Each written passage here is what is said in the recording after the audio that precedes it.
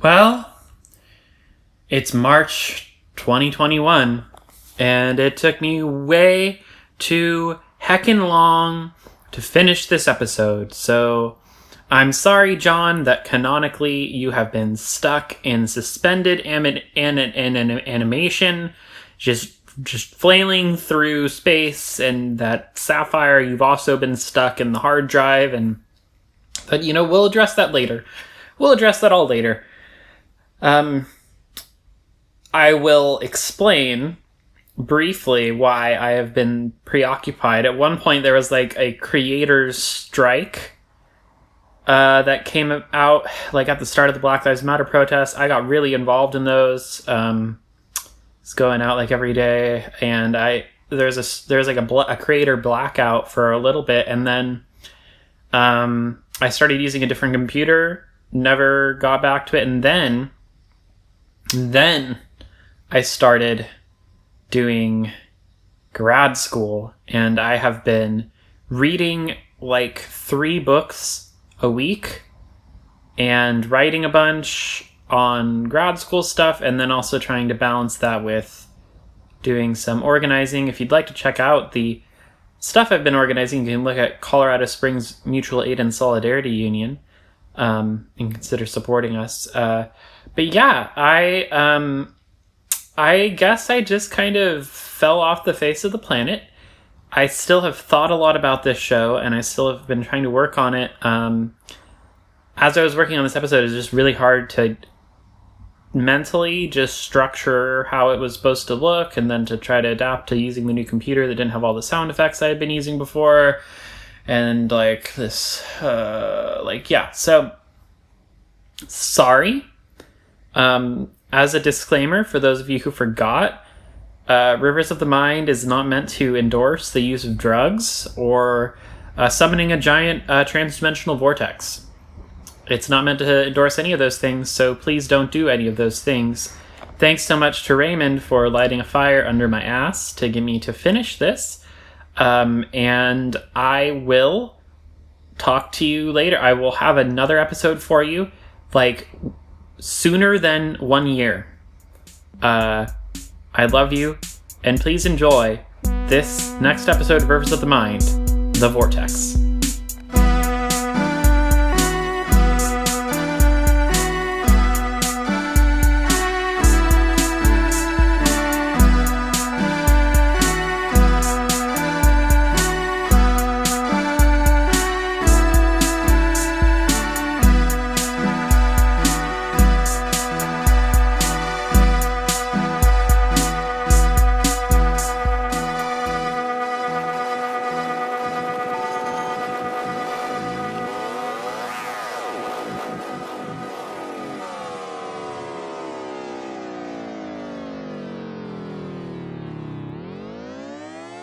I couldn't sleep. I couldn't close my eyes without feeling the world in which we were trapped sinking into void, folding in on itself. And what made it worse was the room, barely the size of a coffin. The walls slanted over me like a giant hand, pressing down over my body. And worse still, the delirious rocking of the house back and forth in the current of the river. I had been alive for what felt like thousands of years, tortured or forced to wage a cruel and terrible war for most of it. And now I was dying inside the shell of my enemy's mind, as his thoughts and his memories and his consciousness hurtled towards oblivion. The threads of his stories unraveling into cities and gods and trees and stones and rivers. I wanted it to end. I didn't want to go on. I burst out from the room and fell down on my hands and knees in the kitchen. The lines in the wooden floor loomed like trillions of razors, running down underneath me. I jolted up to my feet.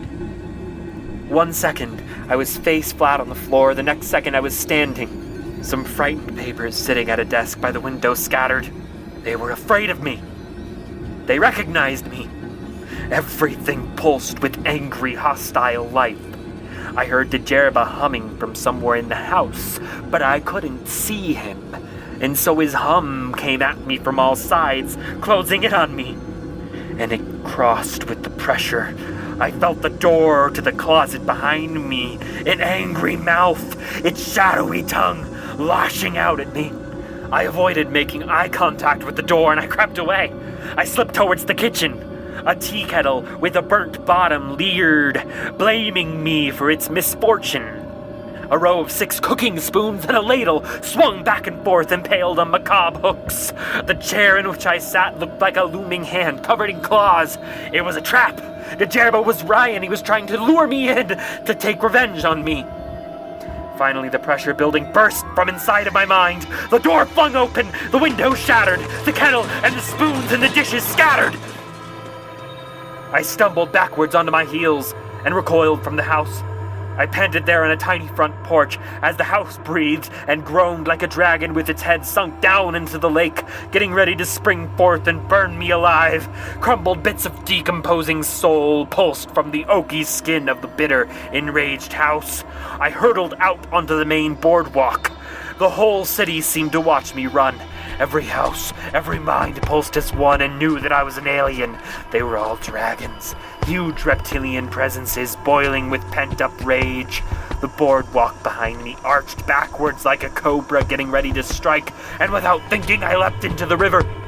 The river started to tear at me, to hurtle me down. My hands thrashed in every direction. I kicked for dear life, but something had me by the throat. I tried to dig my fingernails under its hands to wrench it free from me. Everything became black. I lost consciousness.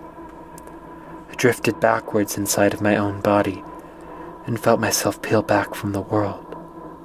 I glided without friction, without gravity, with finality, with acceptance. Like the ladle over the oven, I hung from an invisible hook in the darkest reaches of what was left of my mind. I could still see the ladle in the back of my eyelids, could see the spoons whose bleeding carcasses swayed in time with the river. I longed to escape from the terrible memory, but I still saw them, a spiral kaleidoscope of anguished metal. Suddenly something throttled me back into my head with a brilliant explosion of pink and yellow lights that flashed intensely from complete darkness to penetrating light. And I felt my mind coming back together, fanning in all directions, lit up like a supernova. I felt the world hum like a tuning fork on all sides of my head as I swayed in and out of resonance with some kind of larger, more powerful frequency. The sky, once black, was dominated by a moon with 1,000 gaping mouths, all dripping blood, with melting eyes swirling up ahead. They watched us with compassion, with love. I wanted to kiss those melting eyes, to stare into those gaping mouths for an eternity, to remain in this place of dissonant yet perfect being. I vibrated in tandem with the sky, with the energy that was flooding into this place, and I made it whole. The moon, a bloodthirsty guardian, hung above me. This vibration spread into the brains of the people on the street, who had only just recently seen a half-naked man rise from the river, surrounded by the ruins of 5 or 6 exploded houses and bits of boardwalk. When the vibration entered their minds, they stopped screaming. I absorbed their thoughts. I became their thoughts. I drew strength from their fear, their wonder, the fragments of yet-to-be-assembled thoughts and emotions. They melted into a cloud underneath me and carried me up into the sky. My mind stretched out of the corners of my body, bringing the entire city into resonance with me. I transfigured into a billowing bloom of thought, lifting a single interchangeable human body named John into the air, over a city filled with mouths that gaped just like those on the magnificent, eldritch moon. The whole atmosphere of the planet now seemed to vibrate with me. All of us kept a perfect tune with it, smoldering with a harmony that looked like opal-colored fire spreading through the city. I looked up into the eyes of the terrible moon. It stared back at me. The powerful telepathic field enveloped the being, and its mind became paralyzed. I pressed up against the surface of its mind, a huge and unintelligible place wherein I felt puny in comparison. I was surrounded by motionless psychic antibodies and machinery, refracted through a 1,000-sided prism. I witnessed the whole of its being. The moon enveloped me gently, welcoming me in for conversation, but knowing that I would not understand the language it would use. It drew me in deeper, drew me towards one of its infinite memories. It took me to a place where I could see the carnivorous moon, huddled around a tiny orb of glowing and blue-white light, watching, a motherly presence. Its melting eyes kept a vigilant watch in every direction. And then we dripped into another memory, this one clear as day. This time I saw Megan. I saw her moving awkwardly through a foggy darkness as the moon drew nearer to her. Eventually the moon gurgled something to her and she stopped. Her head lit up a bright purple, and the skin sublimated into a faint lavender fog. A mask came out from her ear and then rotated around so that it could latch itself onto her bare skull. She breathed in the old face through her mouth and nostrils. Her newly reformed head gurgled back in the same voice as the moon. The two threaded together a conversation, icy at first, I could tell, but gradually it became peaceful. The moon drew me closer to Megan's foot, which it inferred, I guess, I would need to see in order to understand whatever she was saying. For a very long time it replayed the memory of Megan's foot, its movements. With each repetition, I could see increasingly clearly that her foot was moving side to side ever so slightly. It demonstrated to me a thorough knowledge of feet, of human feet, many human feet, gurgling incoherently as it attempted to show me everything it knew about feet. Regardless of the message's intelligibility, I could tell that the moon wanted to reassure me by showing me these feet. Megan stepped towards the glowing white orb and placed her hand onto its surface. Her eyes glowed with purple light for a moment before rolling back into place. Gurgling something to the carnivorous moon, she said my name. Don't know how I knew that she said my name, but no, I knew. I knew that she knew I was there, that we were inside of that glowing orb, that the bloodthirsty mess of eyes and mouths had been summoned to protect us while Megan went away to go find someone who could help us. And I knew that she wanted to help us, but I didn't know how she could. And I didn't know where she was going. I pulled away from the memories of the alien planet, and I felt an ambiguous sigh shudder through its mind. I folded backwards, slicing back out of the moon's consciousness, and folding into space, looking up into its drooping eyes with love. The resonant field had not yet faded away, and so I saw both through my eyes and the entire cities at once. At first, it was as though we were all the same person, but slowly points of differentiation began to emerge. John, the explorer who had arrived with Jajerba from the heavenly land of California, descended from the gentle sky, brought the people of Intia down to rest on the ground. A strange night, they thought.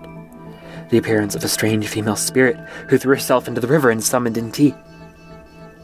And now another wonder. The explorer John leapt into the water, and then emerged in a mess of glowing light, raising the houses around him and then the people into the air, bringing them into a dreamlike world without time, bringing them into connection with some kind of deep, common soul and the visceral image of feet. Now back within the confines of my body, I started to assess the structural damage I'd caused to the city. I tried to retrace my steps. All of it was a blur. I remembered waking up, and I remembered being appalled at spoons for some reason, And I remembered angry houses. I remembered drowning in the river, and then I remembered seeing the moon with 1,000 mouths all dripping blood and hundreds of melting eyes. And now I saw an open pavilion strewn with pieces of houses and furniture and boats. I was soaking wet. My legs stung, and I knew that they would have been bleeding if this was the real world. I needed to find Sapphire. I needed to tell her what had happened. I knew I'd seen her in their memories. I searched for her image in the minds of the people around me, all of whom had not quite yet come back out of orbit. Their minds still seeped together. The moment still felt transcendental, like the sound of church bells, but without language to describe it. I was unsure how to make sense of the dissonant memories in their scrambled minds, but I could see, sometimes from multiple perspectives at once, Sapphire. Sapphire ran down the boardwalk and jumped into the river. There, in the water, she took the form of a bird and rose into the sky for a single triumphant moment before crashing down. None of them had seen her since then. She'd vanished as far as any of them knew. A throttle of adrenaline took hold of my brain and rang it like a bell. A senseless metallic vibration sounded from my skull, and my consciousness spread out in all directions. My mind rushed in a wave of unhearable sound across the surface of the lake, and came into contact with the contours of each psychic formation. I couldn't see, but I could feel the echoes of my thoughts thunder against the hills, against the dam, against the sewage pits underneath the dam, against the bottom of the river. And I was in all of these places at once for a brief instant, until the ring of the psychic bell faded, and I came back to my senses, disoriented. I saw her. She was walking towards the dam. How do I get there? I scanned through the memories of the people in the crowd, who were still recovering from the loud ringing that had suddenly sent a deep hum up their spines. The dam.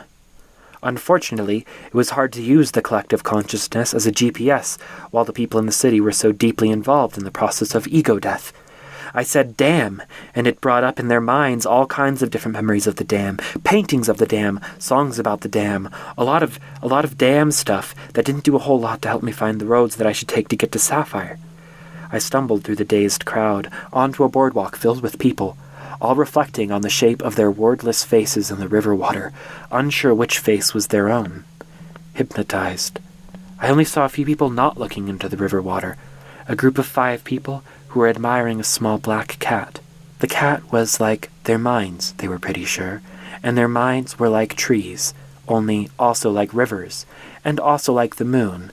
Enough people were looking in the water that I had to check to see if anything was going on in the river, but there wasn't anything there. It was just water and their faces, but to be fair, faces are really weird to look at. I wanted to send another pulse, but I couldn't figure out how. I just remember being terrified for Sapphire, terrified that something had happened to her, that I would be alone, and the sheer terror of that triggered something inside of me that I didn't know how to replicate. The sense of my mind searching in every direction to try to find her. Helpless, I tried to listen for the sound of the dam. If I strained myself, and if I tuned out the volume of my own thoughts, and I could hear a hissing sound. A blue hissing sound. I followed the sound and concentrated as hard as I could to see if anyone in range had seen her. But now that I saw the dam, I felt more confident I could find her, that I could get to her before she climbed up the stairs. Impatient, I tried to jump up to see if I could make myself levitate or something again, but I couldn't. It was frustrating. Reading minds, on one hand, seemed like something I couldn't stop doing. But on the other hand, I had just been levitating like less than 2 minutes ago. So it was very frustrating that I couldn't levitate again. I focused very hard. I leapt up and no, I couldn't levitate. Well, I can levitate. Everyone just saw me levitate. I stood up on a wooden post, and I focused on, trying to lift up my feet. I tried to direct my energy to them, and I felt something almost like magnetism that started to pry my feet from the post, and I was so close. So close. So I just walked. Walking is fine. I am very familiar with the act of walking, even if walking is much less interesting than levitation. The boardwalk along the Grand Canal was incredibly even, completely flat, each board evenly spaced. Whether this was because they were the product of someone's dying imagination, or because the people of India really did work on them, did not make it any less impressive when I started walking. As I concentrated on their remarkable evenness, I was struck by the slowly dissipating conscious life force in the planks of wood and their odd poetic beauty, the vital force of the river water. All of it stabilized. It resolved its endless struggle against itself. They resonated above the dissipating matter like overtones, the overtones of a massive holographic vibration. John? Where are you? I'm right underneath you. Underneath me? In the river? No, on the boardwalk. Wait, are you stuck? I looked down. I was hovering about 50 feet in the air, and I suddenly lost balance. I started to fall, and before I could hit the ground, my vision went black. The next thing I knew, I was in the middle of the boardwalk. Oh my god. Dude, are you okay? Dude, I didn't hear about that god. What does he do? Shut the fuck up. You need to work on landing. I don't even know how I did that. I tried jumping at first, but it didn't work. I just started noticing the vibrations everywhere, and I thought I was walking, honestly. Yeah, I was wondering what you were doing with your feet. Huh. Who did you talk to? Naya. And she said... What happened to you? Did you fall in? It's complicated. I don't know where to start. Wait, you saw it too. So what? The moon. Man, that was some crazy fucking shit. You can see it like in my head? Yeah, I saw it too. Whoa, what the fuck? We saw the same thing? That's fucking wild. I think it's friendly. When I saw it,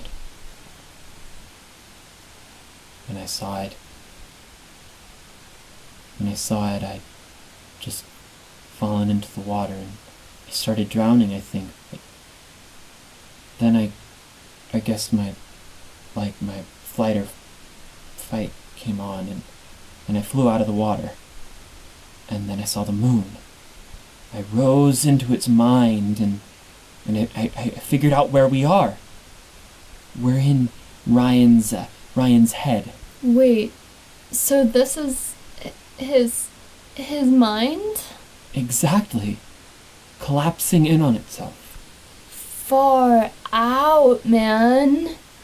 But the moon showed me something else. Megan.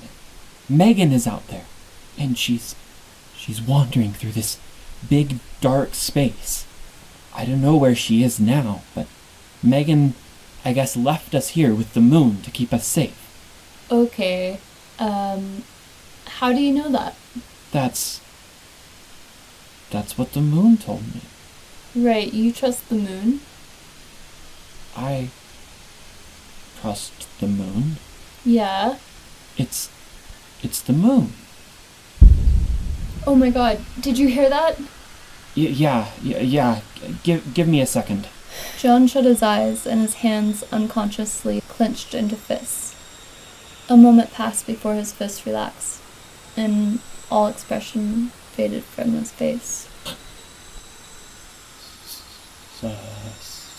Something's happening. No shit, something's happening. Like, on a scale of backfiring engine to Pearl Harbor, how concerned should we be about this explosion? There's something in the sky. A vortex. We need to get as far away from here as possible. Okay. But, wait. Do we just leave all these people? Yeah. They'll die, right? It doesn't matter. Dude, that's fucked up. I No. If you want to be a dick, then yeah, just go Fucking run as far away as you can. I'll catch up. As soon as I heard myself say it doesn't matter, I cringed, but my arms and legs still felt locked in place, surrounded on all sides by a world that was suddenly caving in. The boardwalk shivered as a distant and all-consuming gravity tore at its seams. My heart pounded. My mind flailed for something to grasp onto. Ryan was dying and I could escape, but despite my panic, the thought still crossed my mind that maybe it wasn't just this place that was dying. Maybe it was everything. Everything was dying. But that was always the case, wasn't it? All the time. Whether things were dying inside of a collapsing psyche, or whether they were dying in the world that I lived in, that inevitability wasn't an excuse to not do anything, was it?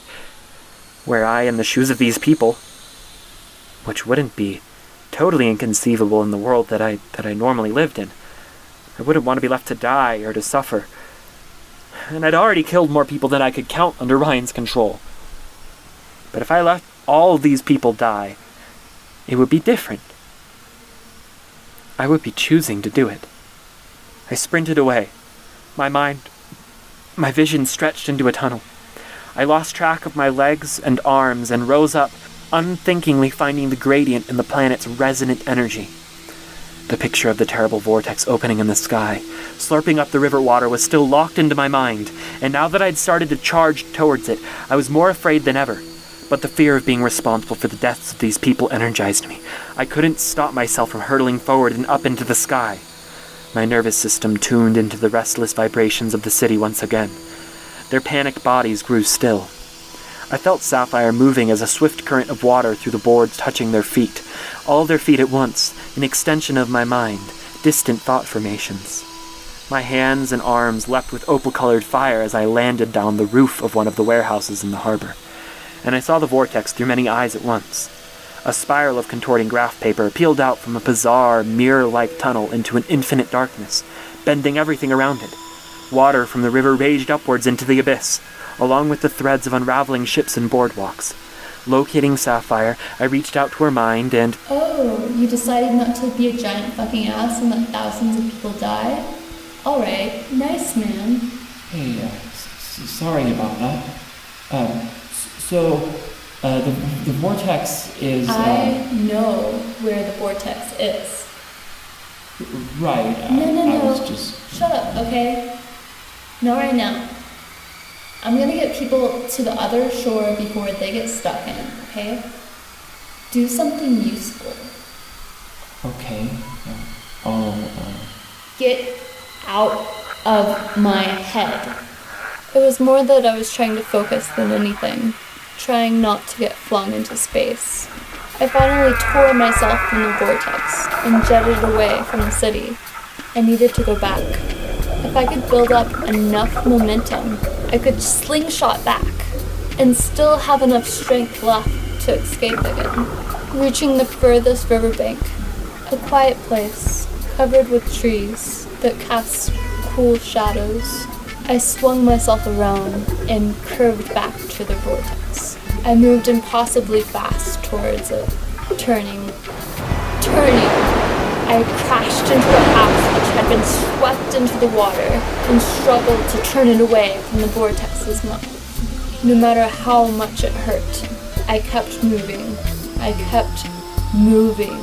A rushing torrent of water.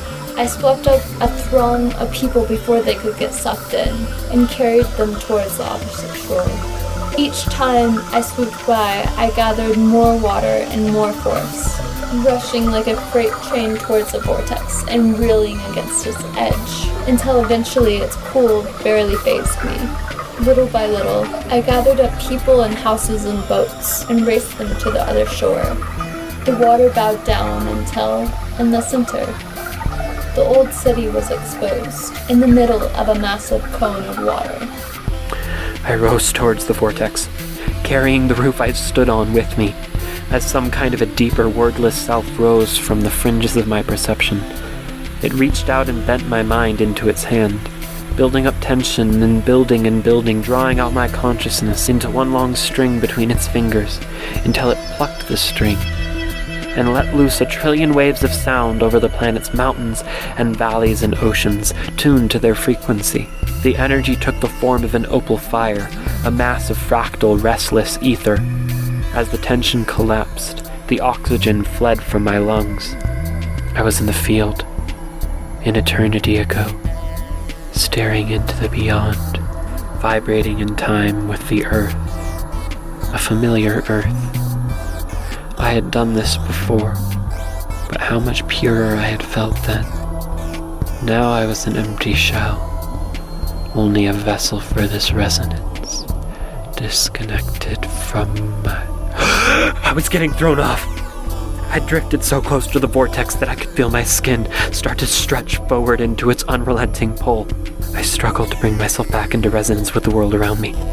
The immense opening in the fabric of reality drew me closer and closer and closer at a glacial pace.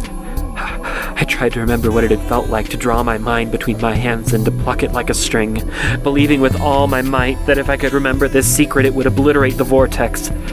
I felt my face stretching like hot silly putty being sucked into a vacuum cleaner as the back of my head shrank downwards. My hands disintegrated and became wisps of string caught in a howling airlock looking out over oblivion. Every ounce of my psyche froze still in a tug of war with the vortex. I tried to seal it shut, to twist it, but just holding it still required nearly every ounce of energy in the building blocks of this tiny universe. But I kept fighting back. I couldn't give up. I heard something break all around me, bending, creaking machines. I let go of my body since I had no time for illusions, and it slithered into the vortex. I was left a pure mind, a resonance. There was no light and only sound for a single moment, wherein I heard the ambient vibration of the atoms in the dying world behind me. I found a part of myself able to hum, able to match the pitch of the atoms. My mind merged with it, lining up with it and sending out pulses of ever stronger energy from my center. The vortex convulsed, and I heard mountains in the distance turning into gravel. I felt the oceans boil. An opal-colored atmosphere shivered with lightning that arced across the entire planet.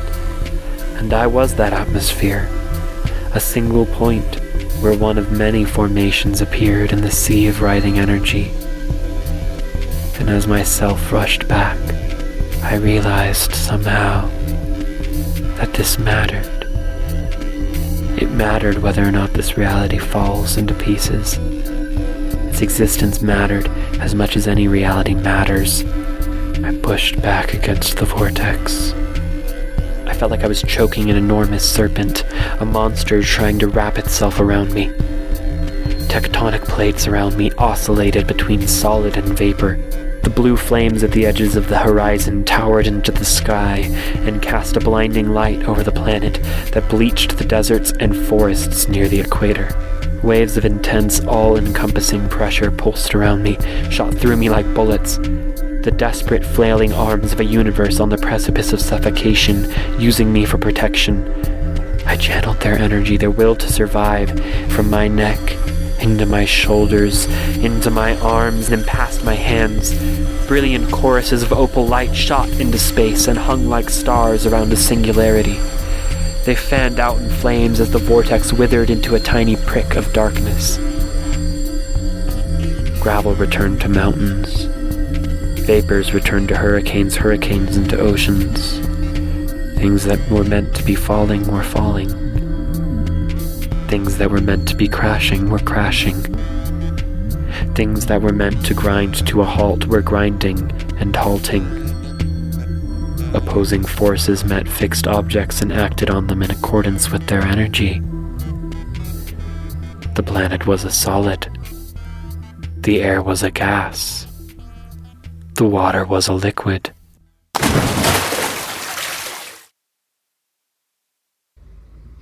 Rivers of the Mind is written and produced by Timmy Vilgiate.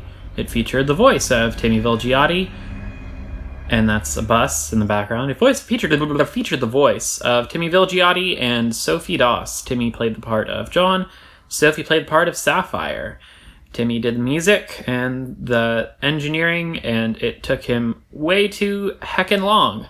And if you'd like to support Rivers of the Mind, please consider leaving a review on iTunes or supporting the Colorado Springs Mutual Aid and Solidarity Union on Patreon, because that is where I would like to direct your Patreonage for now, because that is what I'm working on helping with. So have a nice day, stay safe, stay lit, and enjoy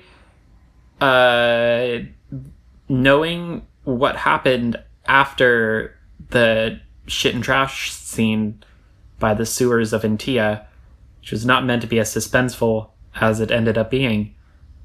And I look forward to showing you what happens next. So stay tuned.